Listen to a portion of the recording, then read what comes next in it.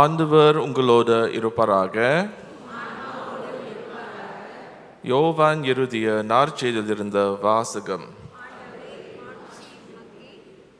Okay, dear brothers and sisters, maybe you can sit for today's gospel. Boleh duduk, gospel sangat panjang, 4 muka surat. Duduk, nanti semua kaki sakit. Sit. Tak apa. Don't worry. Sit. Ukar enggak? Okay.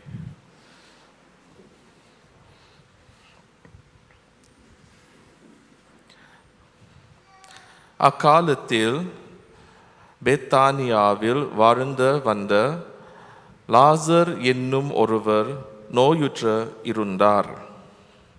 அவ்வூரில் தான் மரியாவும் அவருடைய சகோதரியான மார்த்தாவும் வாழ்ந்து வந்தனர். இந்த மரியா தான் ஆண்டவர் மேல் நறுமண தைலம் பூசி தமது கூந்தலால் அவரின் காலடிகளை துடைத்தவர். நோயுற்று இருந்த லாசர் இவருடைய சகோதரர். லாசரின் சகோதரிகள் இயேசுவிடம் ஆள் அனுப்பி, ஆண்டவரே, நண்பன் நோயுற்று இருக்கிறான் என்று தெரிவித்தார்கள். அவர் இதை கேட்ட, இந்நோய் சாவில் போய் முடியாத, கடவுளின் மாட்சி விளங்கவே இவன் நோயுற்றான், இதனால் மானிட மகனும் மாட்சி பெறுவார் என்றார். மார்த்தாவிடமும் அவருடைய சகோதரியான மரியாவிடமும் லாசரிடமும் இயேசு அன்பு கொண்டிருந்தார். லாசர் நோயுற்று இருந்ததை கேள்விப்பட்ட பிறகு தாம் இருந்த இடத்தில் இன்னும் இருந்த நாள் அவர் தங்கியிருந்தார். பின்னர் தம் சீடரிடம், மீண்டும் யூதேயாவிற்கு போவாம், வாருங்கள் என்று கூறினார். அவருடைய சீடர்கள் அவரிடம், ரபி, இப்போது தானே யூதர்கள் மேல் காலெறிய முயன்றார்கள், மீண்டும் அங்கு போகிறீரா என்று கேட்டார்கள். இயேசு மறுமுறையாக, பகலுக்கு 12 மணி நேரம் உண்டு அல்லவா? பகலில் நடப்பவர் இடறி விழுவதில்லை, ஏனெனில் பகல் ஒளியில் பார்க்க முடிகிறது. ஆனால் இரவில் நடப்பவர் இடறி விழுவார், ஏனெனில் அப்போது ஒளி இல்லை என்றார். இவ்வாறு கூறிய பின், நம் நண்பன் லாசர் தூங்குகின்றான், நான் அவனை எழுப்புவதற்காக போகிறேன் என்றார். அவருடைய சீடர் அவரிடம், ஆண்டவரே, அவர் தூங்கினால் நலமடைவார் என்றனர். இயேசு அவருடைய சாவை குறிப்பிட்டே இவ்வாறு சொன்னார். வெறும் தூக்கத்தையே அவர் குறிப்பிட்டதாக அவர்கள் நினைத்தார்கள். அப்போது இயேசு அவர்களிடம், லாசர் இறந்து விட்டான் என்று வெளிப்படையாக சொல்லிவிட்ட, நான் அங்கு இல்லாமல் போனது பற்றி உங்கள் பொறுத்து மகிழ்கின்றேன், ஏனெனில் நீங்கள் என்னை நம்புவதற்கு இது ஒரு வாய்ப்பாகிறது.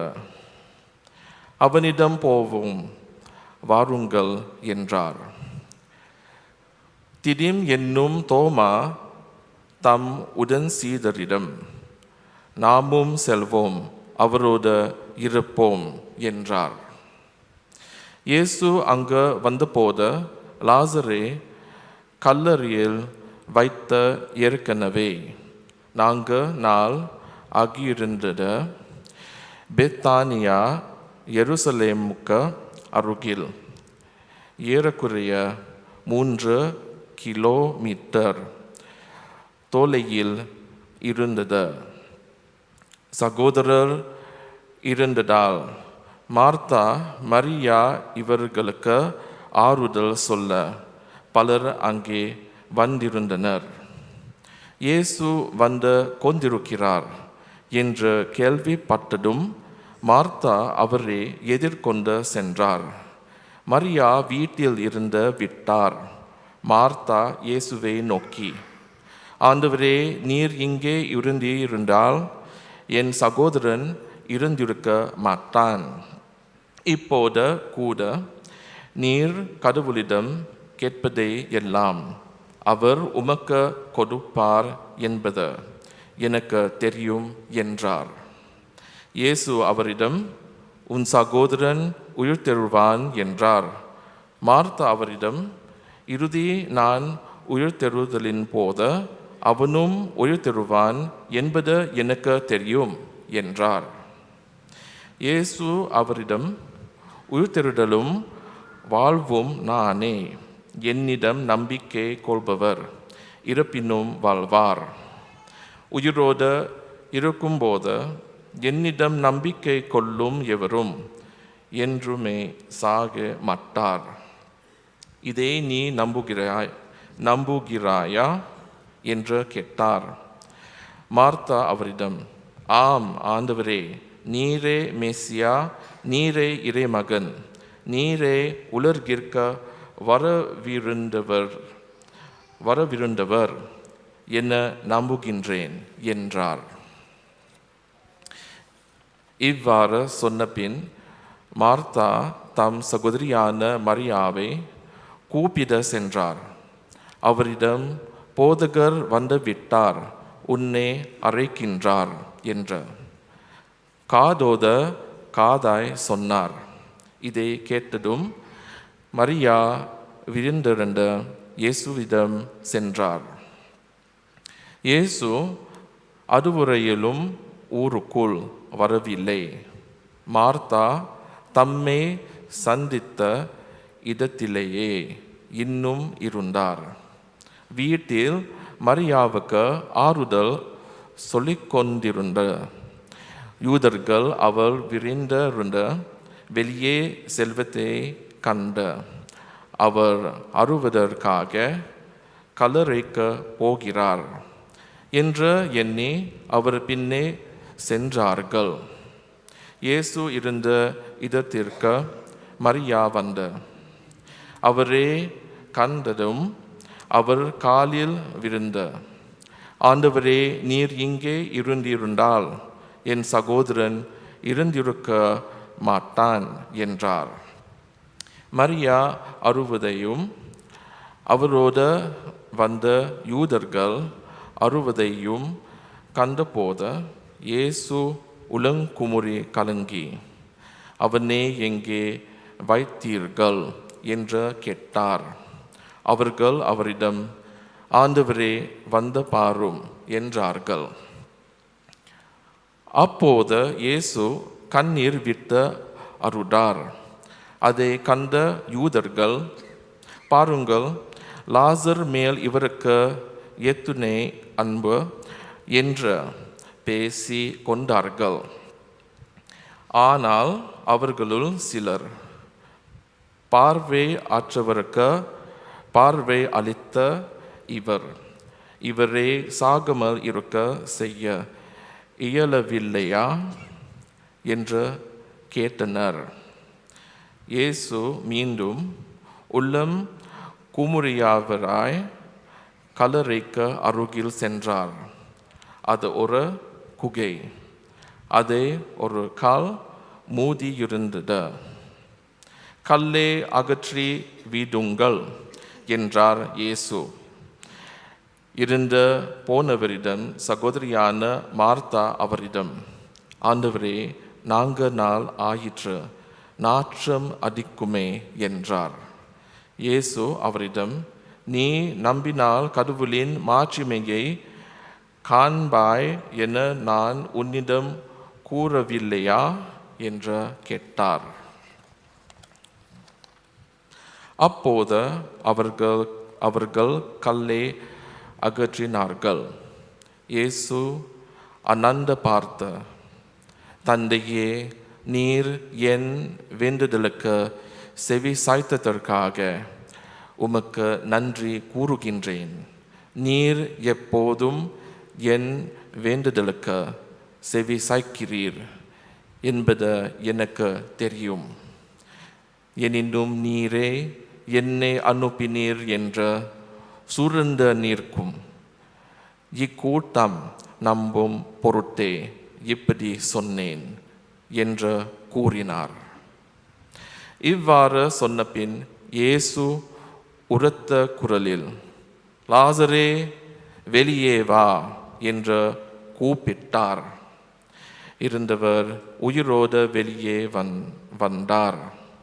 அவருடைய கால்களும் கைகளும் துணியால் சுற்றப்பட்டிருந்தன. முகத்தில் துணி சுற்றப்பட்டிருந்தது. கட்டுகளை அவிழ்த்து அவனை போகவிடுங்கள் என்று இயேசு அவர்களிடம் கூறினார். மரியாவிடம் வந்திருந்த யூதர் பலர் இயேசு செய்ததை கண்டு அவரை நம்பினர். கிறிஸ்துவின் நற்செய்தி.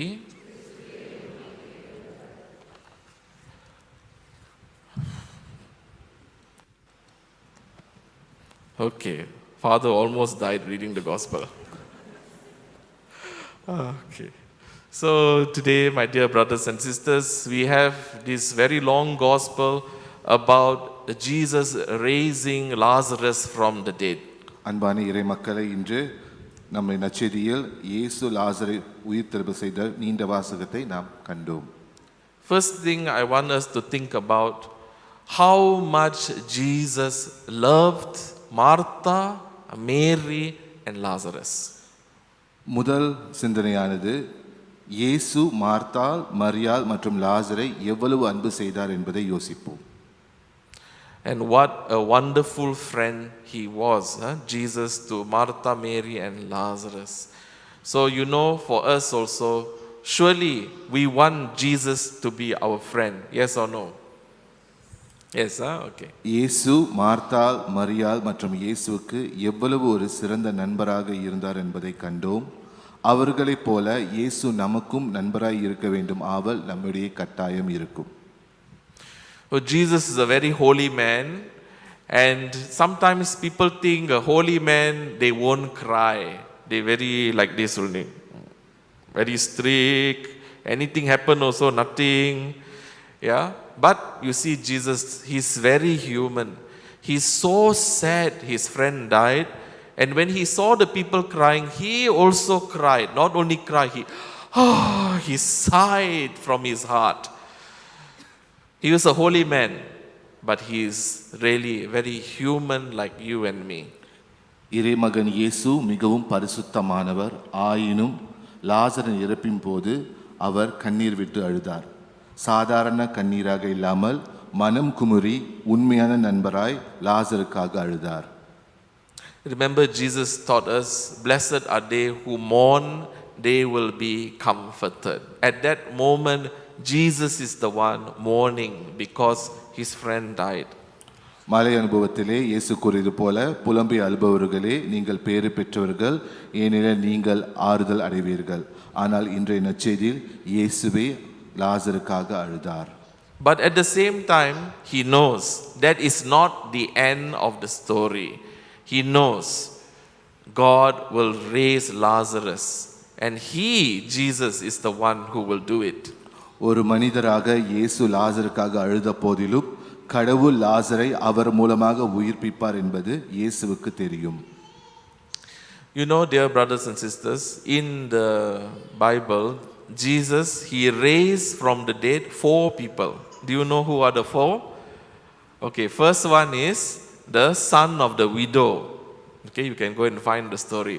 Second one is the daughter of the synagogue official. Yeah, Jairus' daughter. Third one only is Lazarus.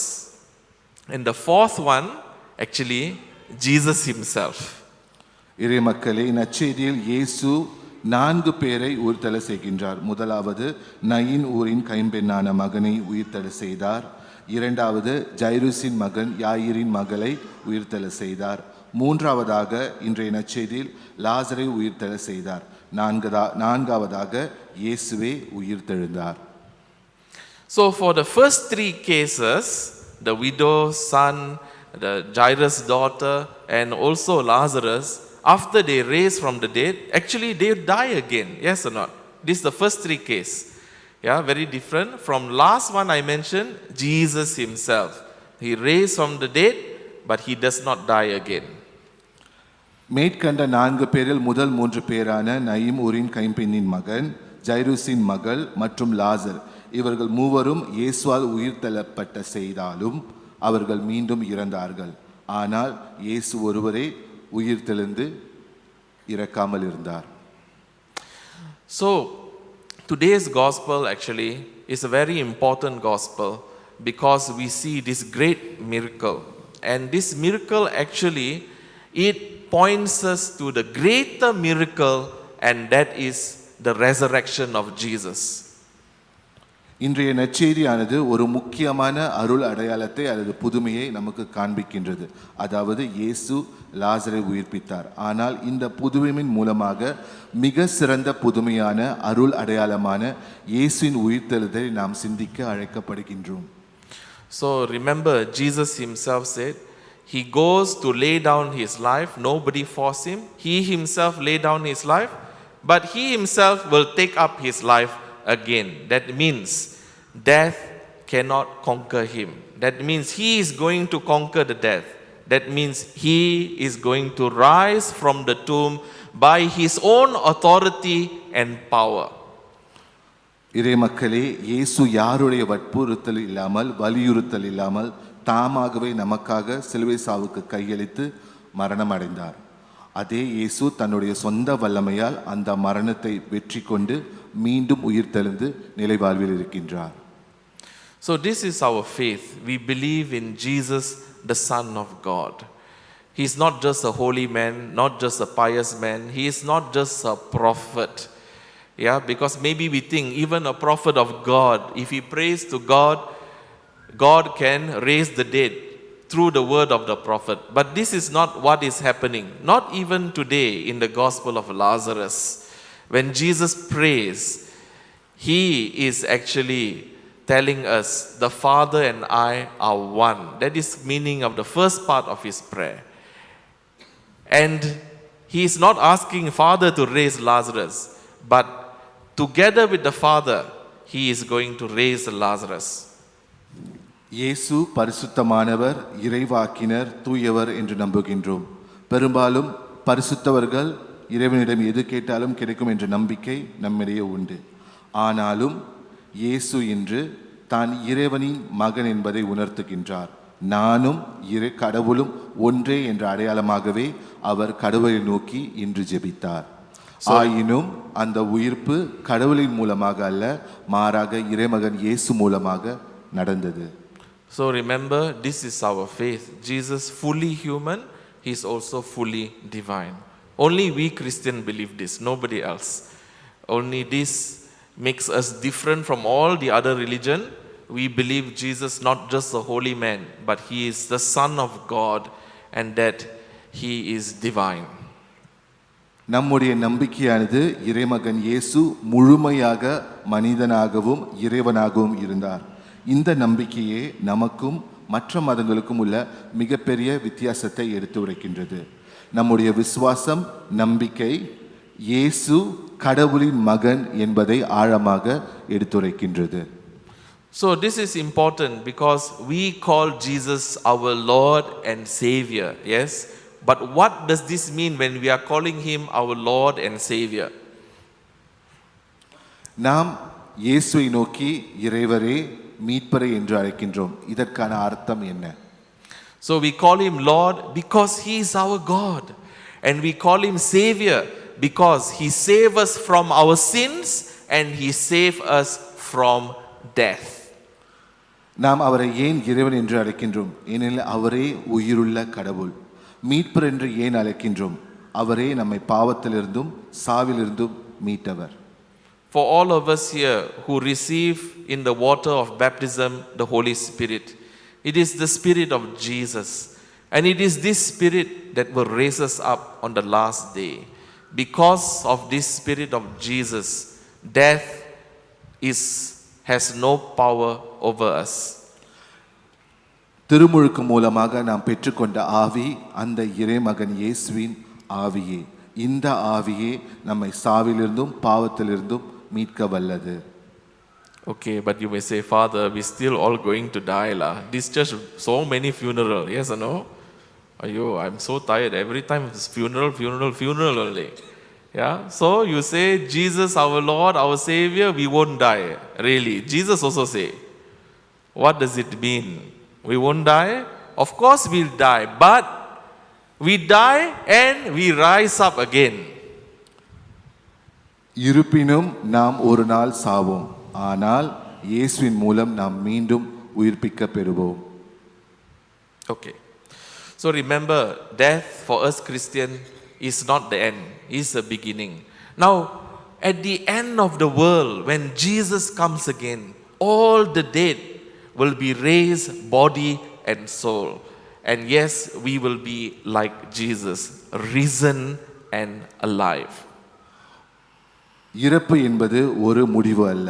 உலக முடிவில் நாம் அனைவரும் ஒரே ஆன்மாவாகவும் ஒரே உடலாகவும் இயேசுவில் உயிர்ப்பிக்கப்படுவோம். Okay, so today I bring this point because of all our elect. They are preparing for their baptism.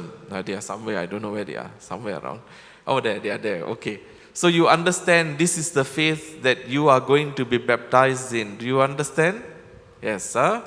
Okay, and really is a blessing that you have come to acknowledge Jesus as your Lord and Savior.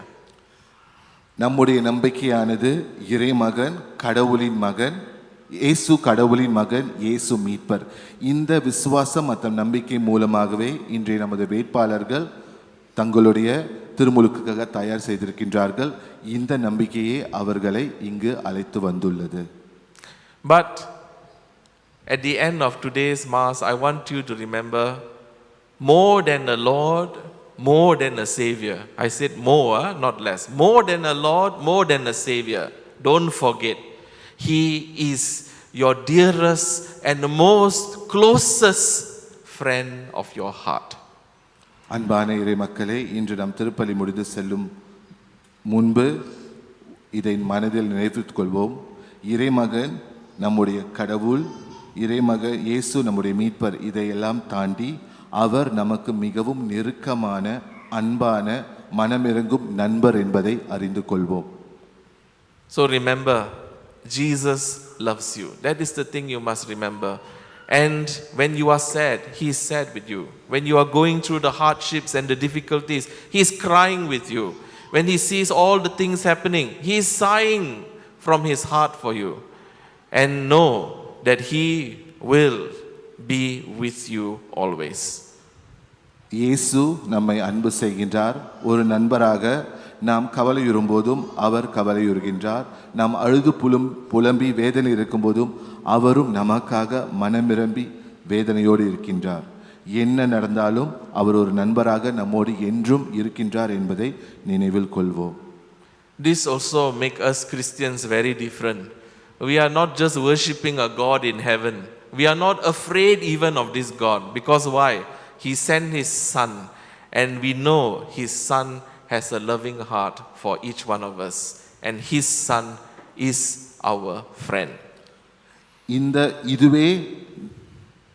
இந்த நம்பிக்கையே நம்மை மற்றவர்களிலிருந்து வித்தியாசப்படுத்துகின்றது. விண்ணுலகில் இருக்கும் தந்தை கடவுளை மட்டும் நாம் வணங்கவில்லை, மாறாக அந்த கடவுள் நமக்காக தம்முடைய ஒரே மகனை இந்த பூமிக்கு அனுப்பினார். அந்த ஒரே மகன் இயேசு கிறிஸ்து நமக்கு நண்பராக இருக்கின்றார். And so finally remember, Jesus is our friend, with Him as our friend.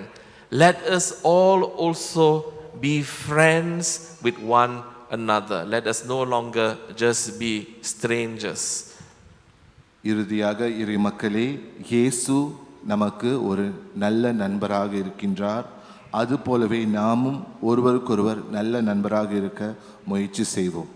And as the friends of God, we are gathered around the altar to offer the sacrifice of thanksgiving and to give praise and glory to God always as a community. இயேசுவின் நண்பர்களாக இன்று நாம் இந்த பலிபீடத்தின் முன் நன்றி பலி செலுத்த ஒன்று கூடியிருக்கின்றோம் ஒரு சமூகமாக. So my dear elect, last words for you. After you are baptized, remember, come to church. Don't think, never mind, Jesus, my Lord, He my Savior, He's my friend. In my room only I pray quietly. All the rest, the people, forget about them. Too much trouble. No, you are friend of Jesus, Jesus friend of them. One community, we are friends. That is why we must come to church. Can you be friend if you don't see each other, even once a week? Yes or not? So remember this important aspect of our faith. We are a family of friends. அன்பான இறைமக்களே, நாம் ஒரு குடும்பத்தின் நண்பர்கள், ஒரு குடும்பமான நண்பர்கள். இதை நம் மனதில் நிலைநிறுத்திக் கொள்வோம். Okay, Susie says enough. I also say enough. Good.